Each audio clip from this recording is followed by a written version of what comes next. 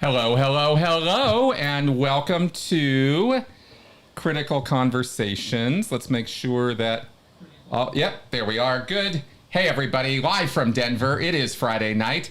As you can see, I am joined by my beautiful wife, Melissa. Hello. And we are so happy to be with you here today. I am going to say right off, I've got an adjustment to make somehow with the bloody sound stuff. So there might be a little sync issue here right now, but this was how to get you guys to be able to hear us, kind of perfectly. So we should have some good sound as far as that goes. But I'm sorry if the sync is a little off because of YouTube. Little tiny, eensy-weensy little delay that happens sometimes. Anyway, happy to be here. What a week. What a time to be alive. Good things happening. We have good things to talk about, but boy, what a time to be alive. It really is, isn't it? So we are, as always, so glad to see you guys with us here today. I see the usual suspects in the chat, and always so happy to see my critics coming and taking part in our little love fest here. We had, by the way, I was really surprised and very pleasantly surprised to have such a popular response to such a positive response to the podcast that I did last week with Dr. Clint Haycock about Project 2025, and the live stream that we did in the middle of the week, a little bonus for everybody, where we also did a 2-hour kind of more in-depth talk about some of the details and actually opened up the docs and looked into them and talked more about the background history players and all of that having to do with Project 2025. I thought that I was probably going to be, I thought maybe 5 people would want to watch that, and it wasn't really going to go over very well, and people were going to be like, oh God, more of this. But it was actually the opposite, and I was so happy to hear that. There's a lot of interest out there about this thing, and there should be, because it is, as we went over in the shows, it's something to be concerned about. These are people who are very serious about what they want. Yes. In the same way that, people like David Miscavige are serious about what they want. Same kind of mindset of domination and authoritarian oversight. These are strong words, but these are strong people trying to do that. And so, calling that out and stuff is, to me, is really super important, and educating folks about that stuff. Okay, so you have a quote of the week for us. Our topic this week being maybe, hopefully not too nebulous or too generalized here, but the title of the show this week is Becoming Yourself Again, which, of course, has everything to do with cult recovery. So what do you have for us? All right, this is from Marco Pierre White. He said, I think self-discovery is the greatest achievement in life, because once you discover yourself and accept what you are, then you can fulfill your potential and be happy. Jesus, is that accurate? At least for me recently. I've been a lot happier lately. I'm not like ecstatic, euphoric, walking around on the ceiling or anything, but certainly happier. Last couple of weeks I've seen a definite change in my life and my outlook and perspective on things, and that has to do with education, like I'm always going on about. This time having a lot to do with ADHD and learning more about that. There's so much to learn, so much to know about this stuff. We're going to get into that. But what a great quote. Thank you, baby. Thank you. Yes, that was awesome. Okay. And as we have folks arrive here and all of that, let's check in with our Snuggles, Not Struggles cam and our furry little beast, Benson, who was chilling on the couch here earlier today. This is another sort of tired Benson. This is a chill Benson. But this is our Snuggles, Not Struggles cam for this week. He's like, what are you doing looking at me? Exactly. Hey, what's going on here? He's wandering in here right now, in fact. Aww. But this was sort of, I think it was just post-afternoon nap or something. Because he is just chill. Yeah, it looks a little gremlin-like, that's right. And the weather has been better lately, and it's still warm. It's still pretty warm, but it's not it hasn't like been triple digits. Yeah, it's not triple digits and stuff, right? Anyway, yeah, there he is. There's our little guy. So yes, he's definitely been enjoying his time outside and everything for sure. He spends I don't know, an hour or two every day out in the backyard and stuff, in addition to the walk we give him every morning. So he's well taken care of, our little. Yes, our little, he and is. He take care of us so He well. does. So yes. All right. Okay. So we got. Well, yes, Leslie. I have papers. Yeah, we got some stuff to go over tonight. Some things I wanted to share with you guys. Some thoughts that we were having, actually talks we were having this week, and just new stuff. And you know, let me circle back around to you know, sort of the concept of this channel being still, you know, this sort of march forward with recovery, with education, with trying to get on with life past a cult. And I'm certainly, you know, kind of past the cult now, but still learning so much about little old me. And there's a big thing in the cult, in the ex-cult world, especially, well, no, it's kind of all over, and it should be, and it's from Steve Hassan's work about this concept of the pre-cult personality and the idea that, you know, a cult changes you, which it does, and it changes you at such a fundamental level that your very sense of self, your identity, how you think about yourself, changes because of your membership in an extreme group. This is one of the reasons it is extreme, and why your, you know, typical sports club or hobby group or something isn't extreme, because you know when you go home from your acting class or your book club that you're not still wrapped up in the righteousness of that meeting and how you need to say, you know, get that message out to the world. Your knitting club isn't indoctrinating you.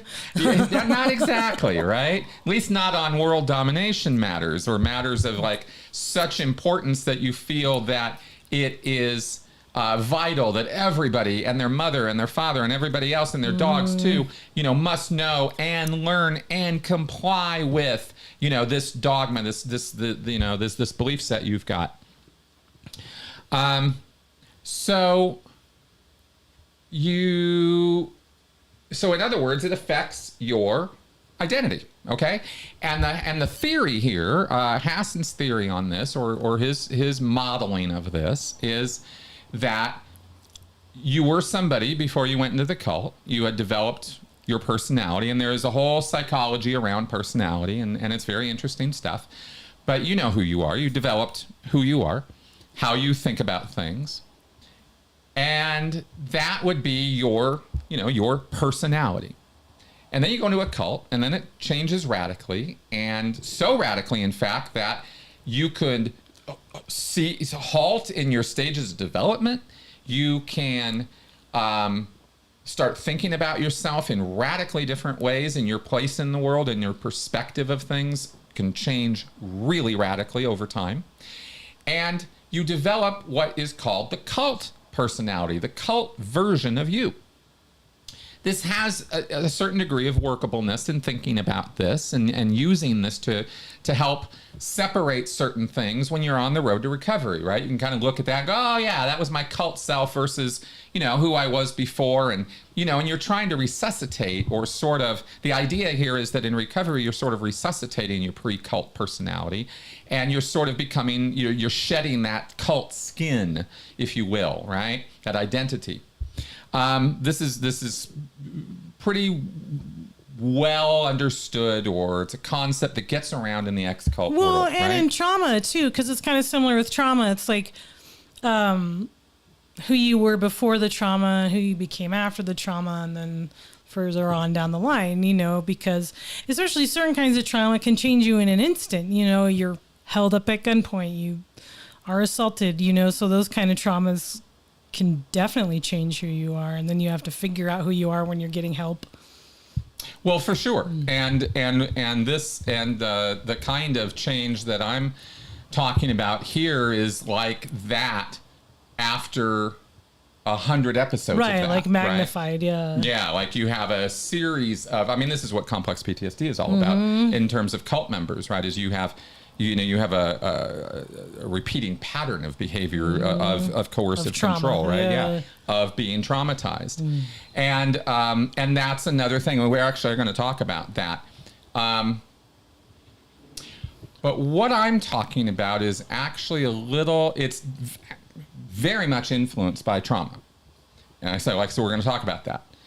But it's a little bit of a different idea. I'm pointing more towards personality psychology, identity psychology, like the kind of concepts of how we form an idea of who we are.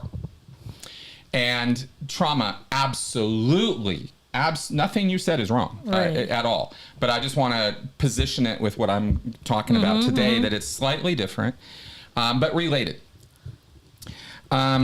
In fact, there's a couple of things I wanted to talk about, and this business of the cult personality thing is actually the third thing I wanted to talk about. I'm, as usual, jumping ahead here. So why don't we go ahead and back up a second, because there were a couple other things we talked about that that I wanted to share with you guys tonight. Oh yeah, absolutely. Near-death experience. All kinds of things can happen to people that will change you, no doubt about it. But a cult experience is a personality shift where you are wearing someone else's skin. Let's put it that way. The cult leader, really, your vision or idea of the cult leader is kind of how we talk about this, because you're not the cult leader. You're not in their head. You don't know what they're thinking. You only have your experience of them. Through their talk, through their writings, through seeing them, through your interactions with them, right? Even through having sex with them, but you're still not in their head. So you only have your experience of who that person is, layered over with this adoration, this love that you feel for this person, right? Which completely blinds you to all their, all the problems, as we do with everybody we love.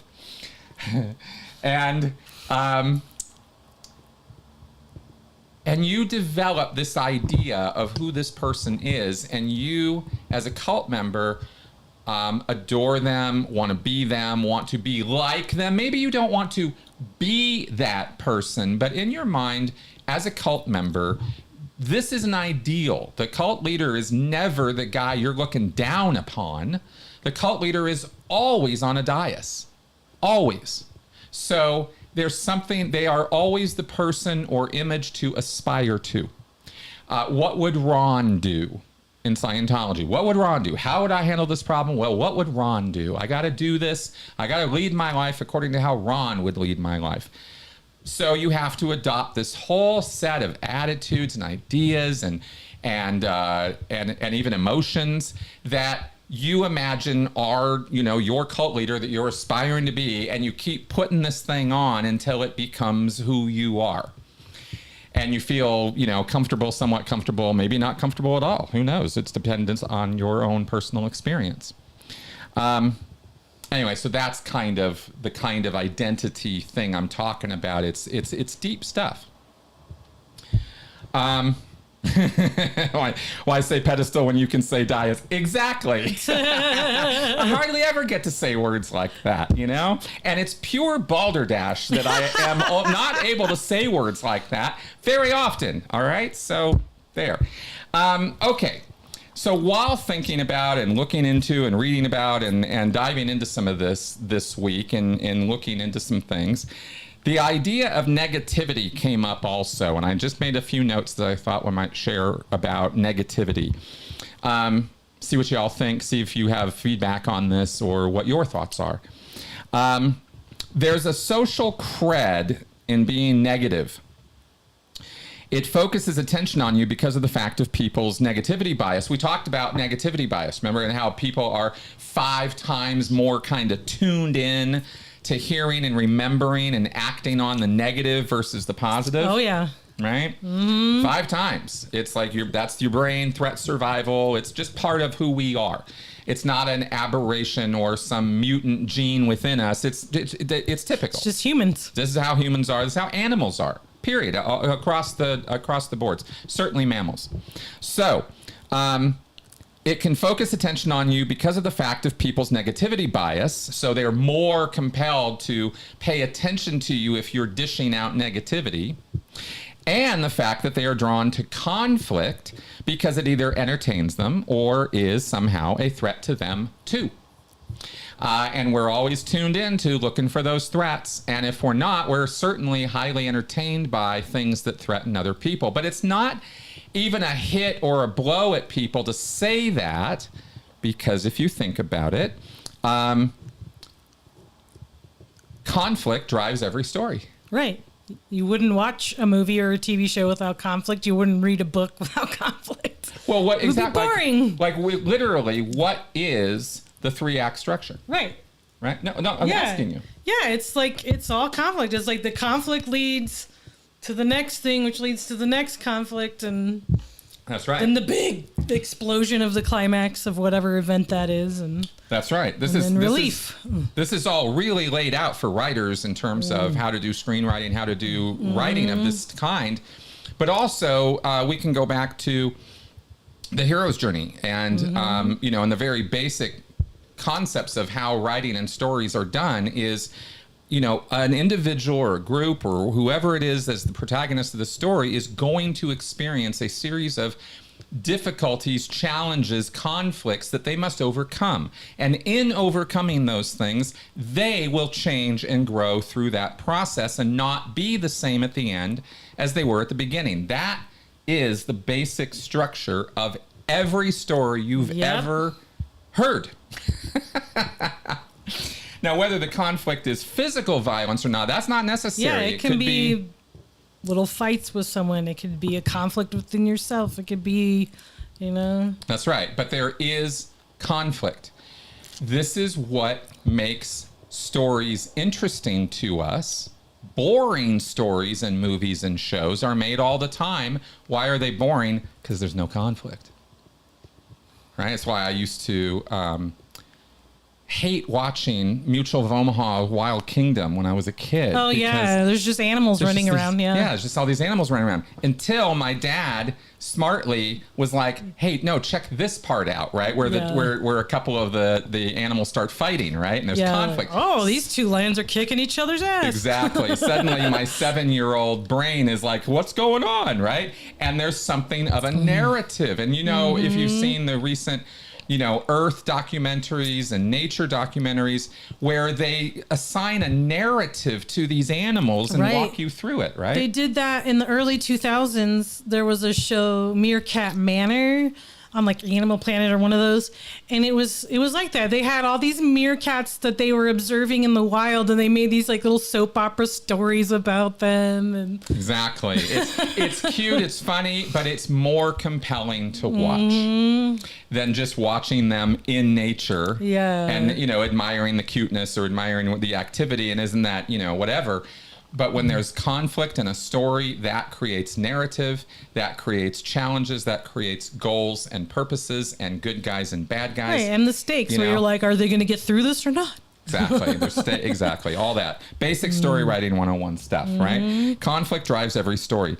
You wouldn't watch a movie or read a book without conflict. Gossip is about conflict and about knowing more than other people. Right. About being a trusted source as the gossiper. And so that gives you social credibility, if you think about it, right? What other people are coming to you for answers or knowledge or information, even if it's lowbrow, pretty salacious stuff, it's social credibility, it's status.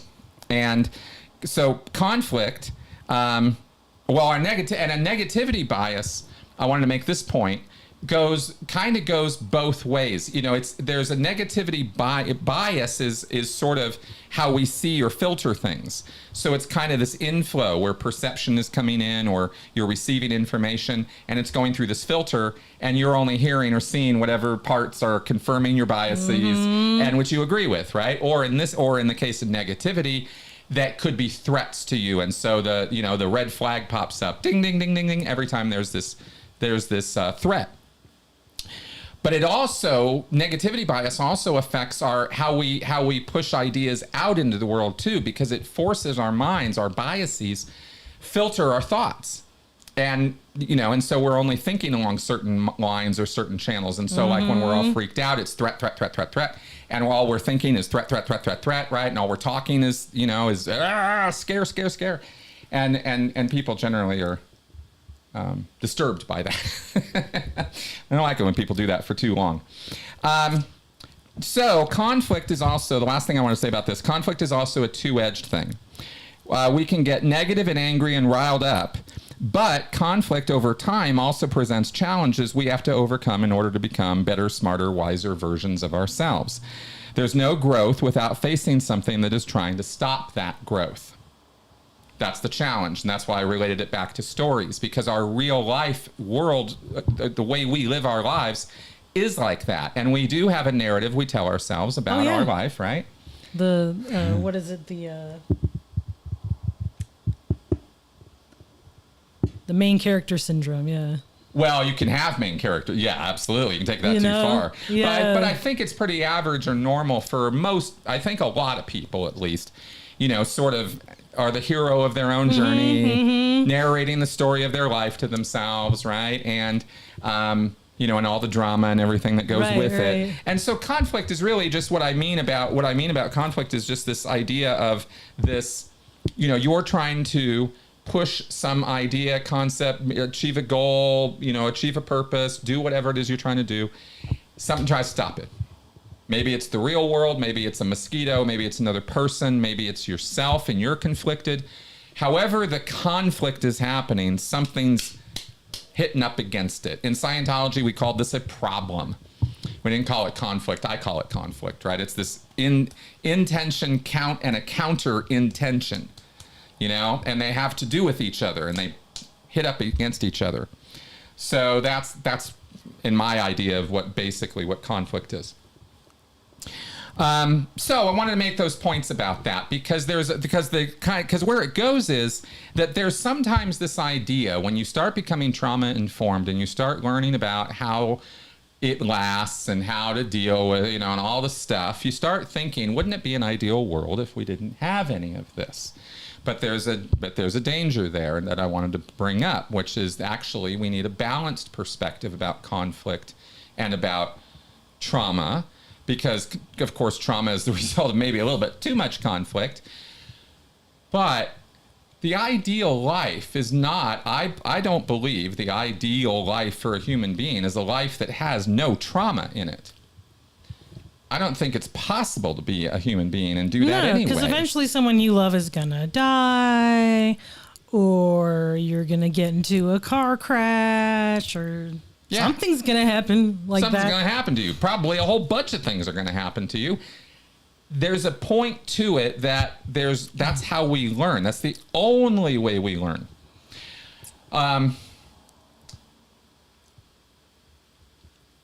Maybe it's not the only way we learn. We actually talked about that the other night.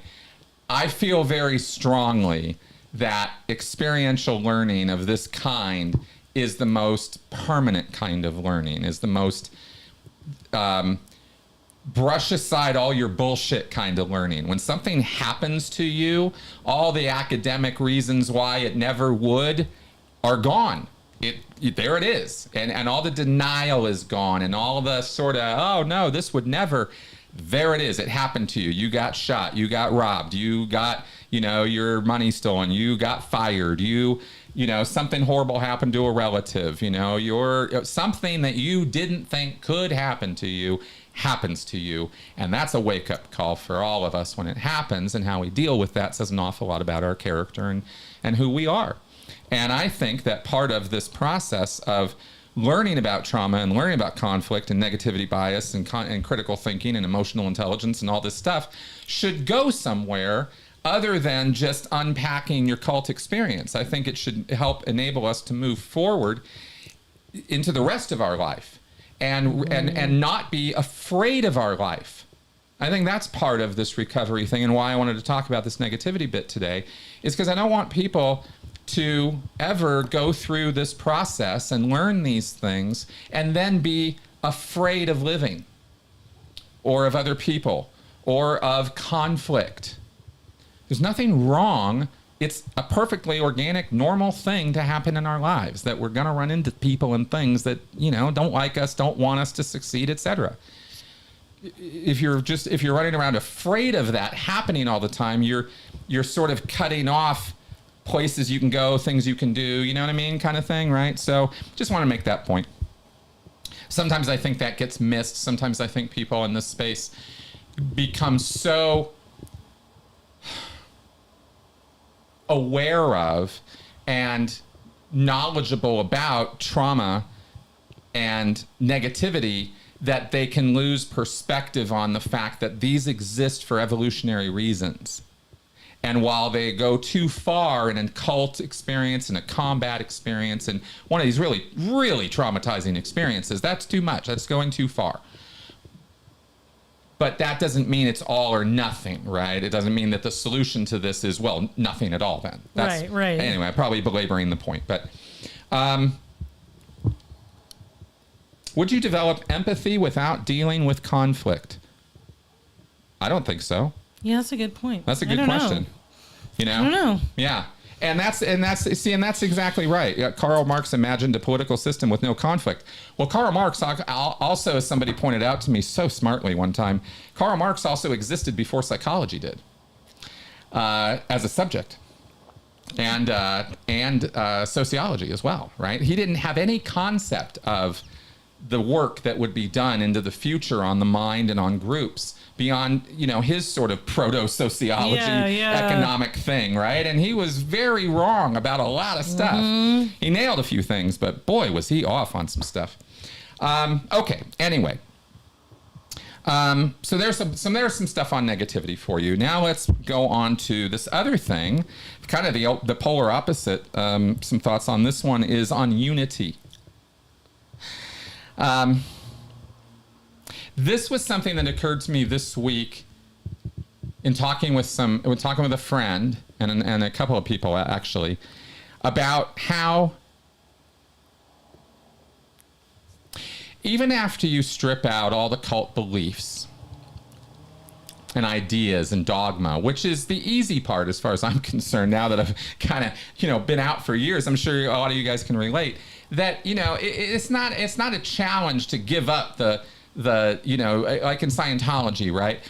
It wasn't a struggle for me to give up Xenu or give up ridiculous things like the clam or whole track memories, right? Or spaceship. Yeah, okay. Thank you, Ron. I am no longer going to think that way. That wasn't so hard. This stuff, a little harder, a little more basic, a little more down to who we are. And this is about unity. Being in a cult is about unity. But that's not what being in the real world is about. We want it to be, but it's not. But it's not. And this can be really confusing to sort out your own identity because you were wholly part of something. Like completely, wholly, as in you were all in. That's what it is to be in a cult. People don't go into the ex-cult space and talk about their trauma and have to recover from it if they were only in Scientology for 3 days. That's not, we're talking about people who are like wholly into this thing. And the more in you are, the more work you've got, which is why us second gens have so much goddamn baggage. So it can be really confusing to sort out your own identity because you were wholly part of something that is actually unhealthy. But you don't realize that right away when you get out of the cult. It takes not just exposure to the real world. That's how you get conflict, and that's how you get a lot of emotional reactions to that conflict. But it's realizing the cult attitude. For lack of a better word, I'm using the word attitude. It's realizing that the cult attitude is something that is really wrong with us if we are not... Oh yeah, the cult attitude is something's really wrong with us if we're not unified.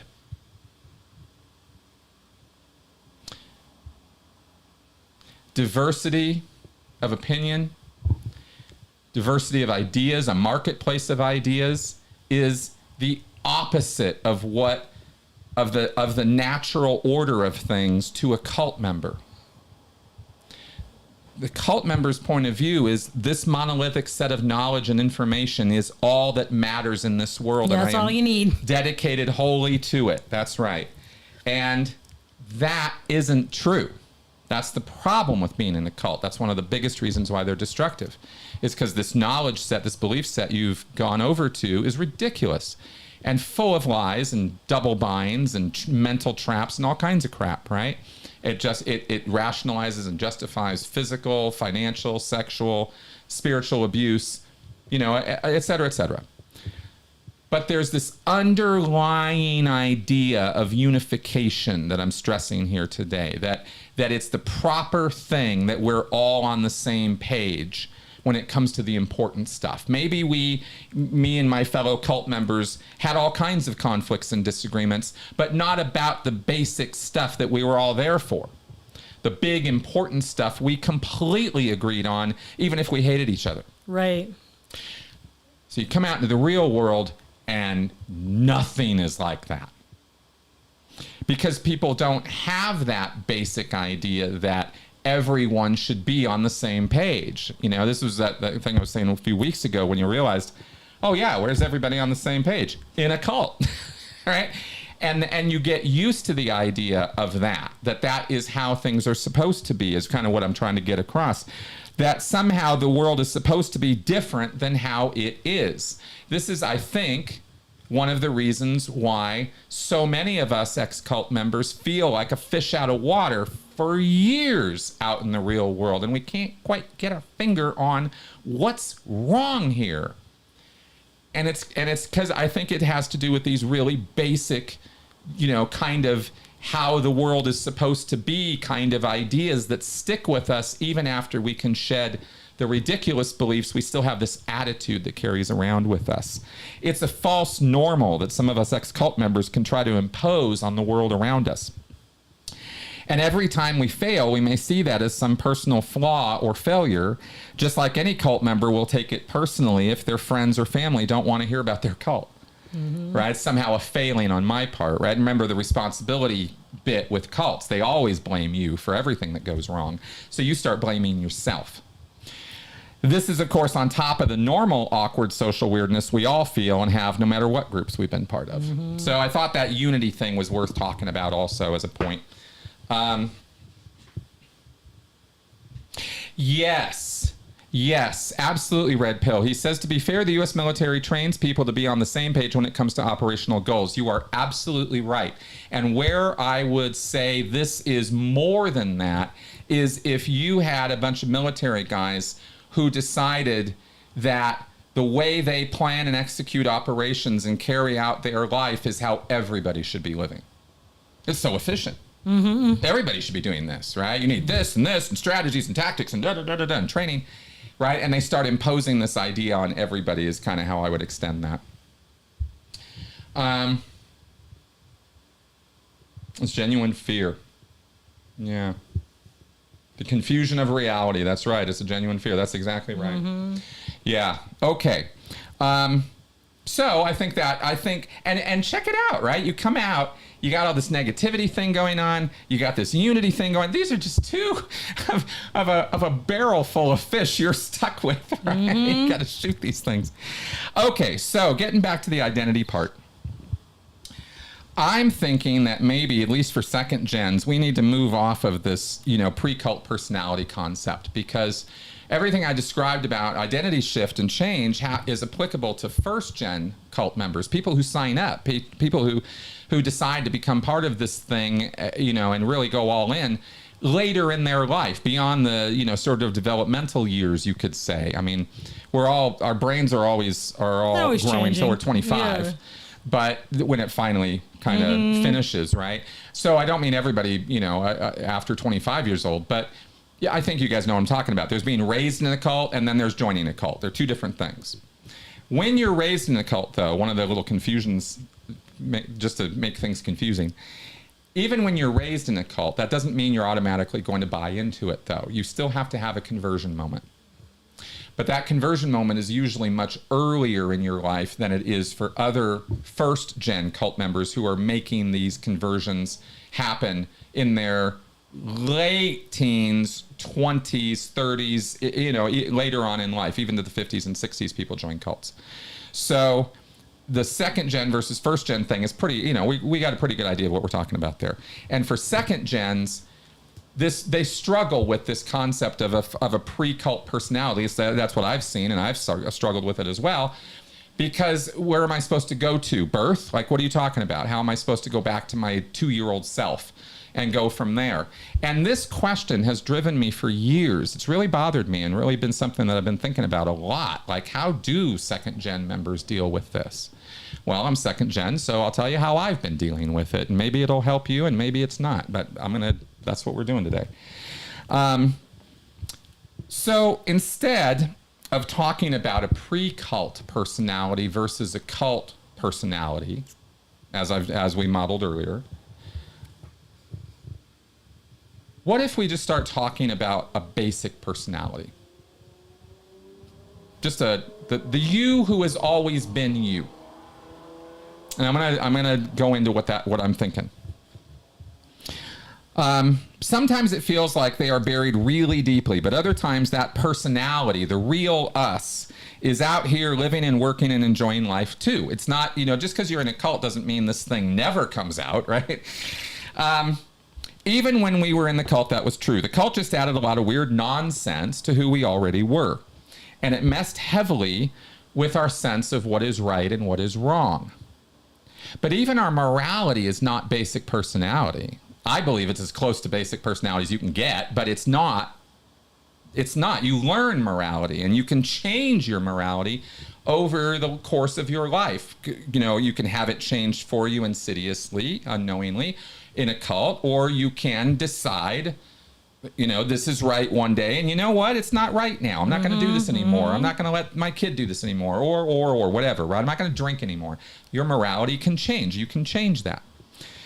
The stuff about your personality, like basic personality, I believe, as I'm sitting here right now, isn't stuff you're going to be changing.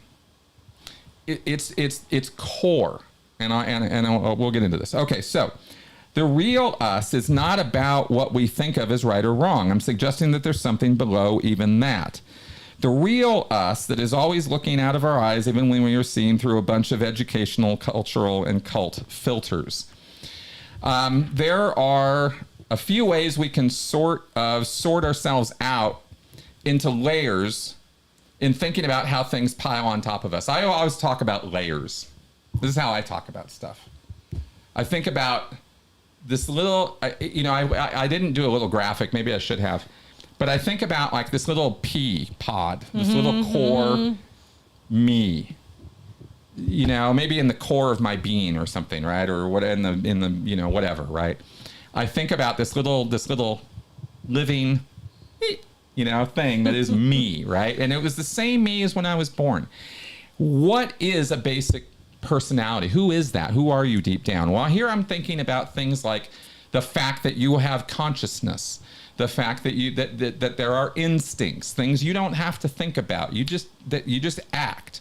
That's down deep, right? That's like I've heard a lot of people that are parents and remember their kids from when they were little up to now, that like a lot of things like introversion and extroversion and how fearful and not fearful the kids are is very ingrained from when they're a kid, like really little, like firstborn, you're like, it's a happy baby, and then the next baby isn't so happy, and it's just like there's nothing different that happened. It's just certain people have inherently different traits. Exactly. That's what I'm talking about. And I'm talking about the deep stuff.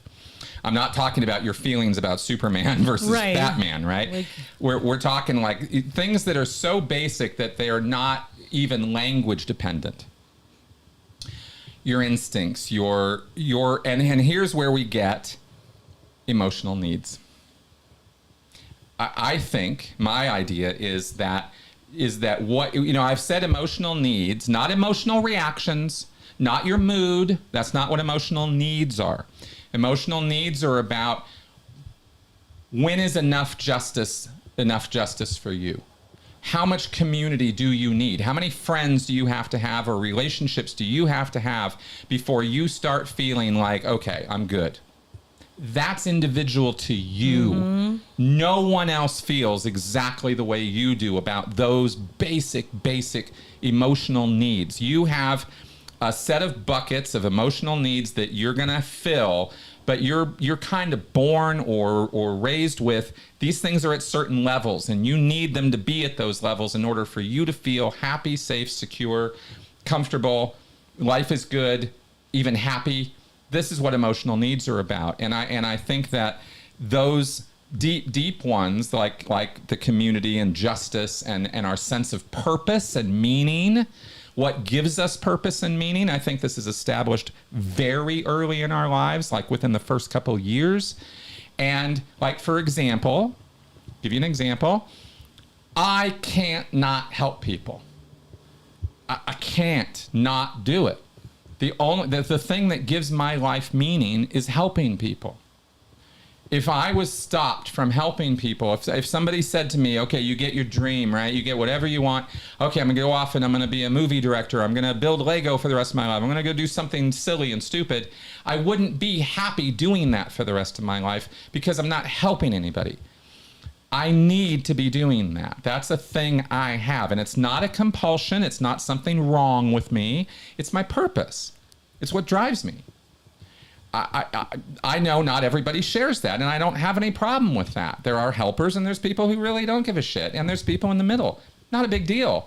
But I'm saying that this kind of drive that we have is something that I think we're kind of born into being. And that's why I will relate it to emotional needs.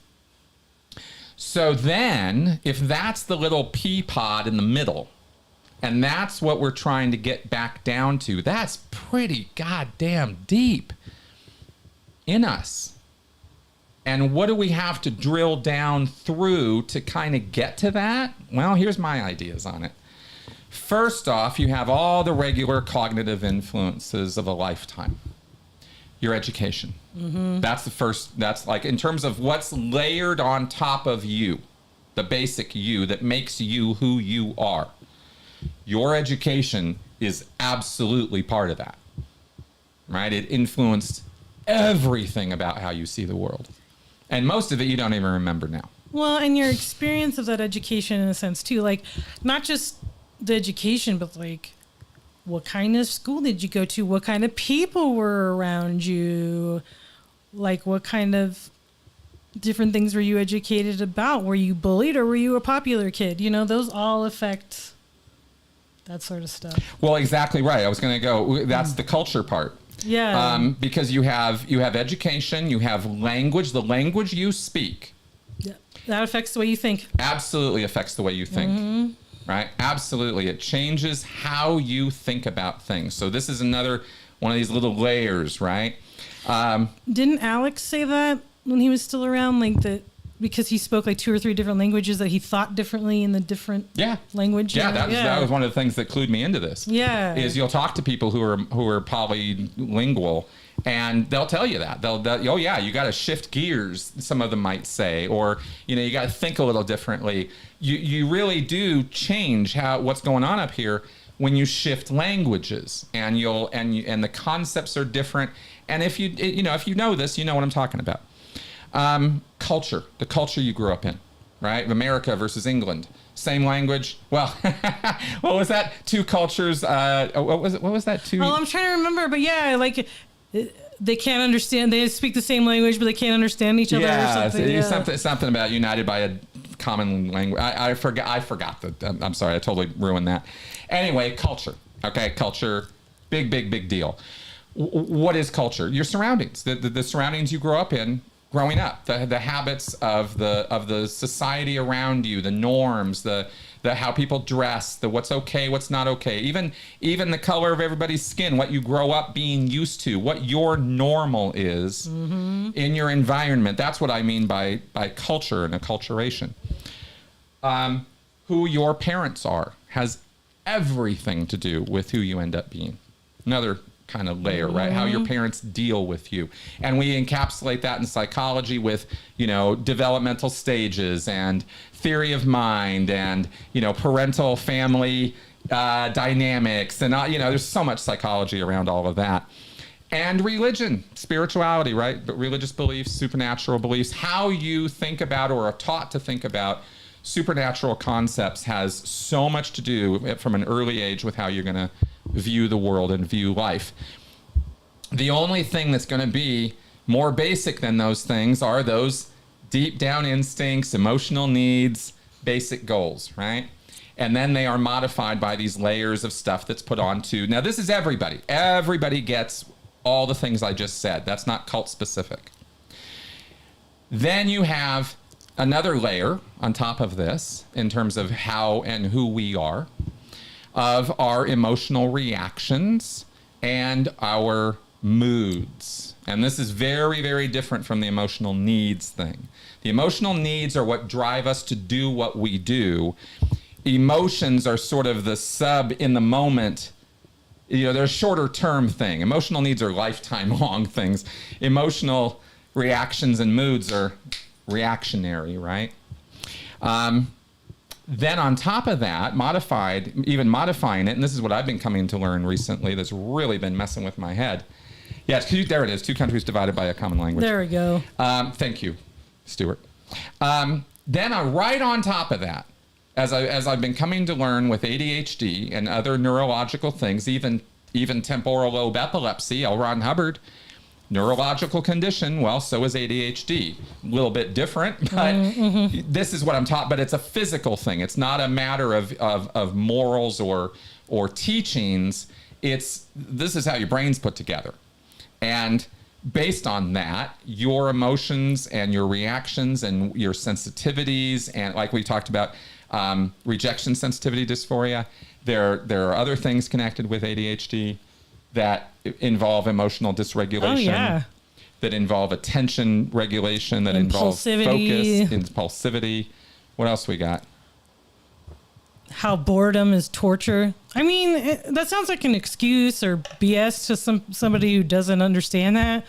But when you have ADHD, if you're not playing with something or looking at something or watching something or doing something or moving around, you're bored out of your mind and you're just like, I'm going to die. Yeah, it's like you're really, really very uncomfortable in your own skin. Exactly. Very, like it's pacing. It's awful. It's awful. Okay, it's just an ADHD thing. So any bipolar, I mean, there's neurological situations, right? And those are going to affect how you are, who you are. But they don't have to stay that way. That's what I'm kind of twigging on with the ADHD thing, is like, now that I'm so much more aware of it and diving into the diagnosis of it and, okay, how has this been messing with my life? I keep finding tons and tons of examples of how, I have acted in my life very rashly, impulsively, stupidly, in hindsight, because of this condition. And not knowing, you don't know what you don't know. Not knowing about this condition, not having it diagnosed, not understanding it even after I did. Man, right? You really got to jump through some hoops to figure out how this is messing with your life. And like we talked about, differentiate it from the cult stuff, which is what we're about to get to. Because after you have neurological issues, then you've got mental issues and problems, such as PTSD, right? Such as the non-physical psychological stuff, right? Spiritual abuse, the trauma, things like that. The stuff that this is where the trauma comes in, right? Another layer of stuff piled on top of all these other things. And then on top of all of that, for us ex-cult members, we get the cult teachings and indoctrination and all of that bullshit piled on top of that. And these are not layers that you peel like an onion. These are always there. You're just diving in and out of these different parts of who you are and dealing with them. You get therapy for the trauma. You get education for the cult indoctrination. You learn how to regulate your emotions so you can kind of deal with the emotional reactions. You learn about your emotional needs so that your life and you make a little bit more sense to you. Oh, this is why I do what I do, or this is why I'm thinking that this is important and this isn't. Oh, okay, that's kind of who I am. Oh, hey, wow, look at that. It was really revelatory to me to realize with some degree of certainty finally that help thing about myself. As I've been back and forth on that for years. But it's true. It's just so core to who I am. And the only reason that I know that now is because of, all these years of introspection of who am I and what the hell am I trying to do? And what makes me happy? And I think the answer lies in understanding these different layers of ourselves and being willing to do enough, kind of honest introspection or looking at ourselves to figure that out about who we are, because this is the stuff that disentangles why you joined the cult in the first place. Even for us second gens, like I said, we had that conversion moment. Something about this thing really appealed to us at some point. I don't think that's a stretch, but why? What was it? And what compels us to do that? Well, I don't think it's the power of Christ. No. I don't think the power of Christ compelled me to join Scientology, right? Or get out of Scientology. But I think my compulsion or need to, I say compulsion as though it's some bad thing. My makeup is that I need to be helping people. Right. Makes sense to me. Makes total sense to me. I don't see it as some weird compulsion. I see it as a very good thing because it's always been there. It's always been there. So, and different people have different things. Okay, now, earlier we were asked, I saw your question here, and I want to jump back to it. Sorry, let me just roll on up here. Okay, Boxing Guy Brian asked, as a second-generation Scientologist, you really knew nothing in life but what you raised to know. How did you know you found the real you when you escaped? Well, like I said, 10 years of education. I mean, this is the kind of stuff that is not a static thing. This is the kind of thing I think you kind of chew on and work on and for the rest for your life, right? For the rest of your life. I don't think you ever stop figuring out who you are and go, okay, this is who I am. I'm done. I don't know that ever happens. No, because there's also the factor that, I think all of these levels above that basic personality kind of thing can be changed or can be tweaked or modified or altered a little bit, right? And this is how we reset our life. This is how, I did a massive reset, 11 years ago. So we do those kind of resets in our lives, and we, this is midlife crises. This is what this is all about. Is this who am I? What am I doing? What's going on? Right? I think this is very much part of that process. And as far as how do you know when you found it, you know in the moment, and I'm gonna say that that's all you need to know, right? And if over time your mind changes or your views change about these things, I don't think there's anything wrong with that. I think there's more and more and more self-awareness and paying attention to how other people see you and perceive you and think about you also is interesting. Not from a I have to agree Please with everybody. Yeah, not from that, but just to note it. Just to notice it, right? Yeah. There's two things you learn. I love this. There's two things you learn from listening closely to how people talk about you or about people. Is you can learn something about yourself, but it also teaches you an awful lot about how they see the world and what's important to them based on their criticisms and their affirmations of people have everything to do with what's important to them. And it's really interesting how much you can learn about people if you pay close attention to how they talk about things. Right. It's really interesting stuff. Okay, so I hope that answers that question somewhat. Okay, and wow, we're almost out of time. Guess we timed this thing pretty well. Yeah. Okay. So yeah, I've never gotten a chance to kind of break down those layers like that. I was talking about layers, and I got this kind of construct of this thing. Yeah. I didn't, what's that? Oh, this? There's an ad, yeah. Yeah, I'll skip that. Okay, cool. Oh, right. Is Vince Vaughn an alcoholic? I don't. What? No, then somebody, Red Pill was asking if Vince Vaughn is an alcoholic. Oh, I don't know. I don't think so. No idea. He was just on Hot Ones, and he had some pretty interesting things to say about comedies these days. By the way, if you're curious about why we don't get, kind of the more ridiculous comedies that like we used to have, he's got some ideas about that were pretty good. I like him. All right, why don't we start wrapping up? First off, I will give my wife our critical thinking cards while I tell you that tomorrow you're going to have a podcast drop with Dr. Jonathan Stea. And he and I did an interview like 2 months ago for a book that's coming out next month that he wrote called Mind the Science. And we had a whole talk, about an hour show, about pseudoscience in the health and mental health industry and red flags and green flags and why, that kind of stuff. So I hope you guys will check that out. I thought it was a really productive conversation. And then Sunday we will do our critical Q&A and usual stuff. So what do we got tonight for critical thinking? Your bias is curse of knowledge. Once you understand something, you presume it to be obvious to everyone. It can be hard to remember our own prior state of confusion when we didn't understand something. When teaching someone something new, go slow without being patronizing. There you go. That's a hard one for me, too, because I'm like, are you really this stupid? And it's like, no, okay, you just don't know what I know. Oh, Mel. All right, so that was the show for this week. Thanks for coming around, guys. You guys are awesome.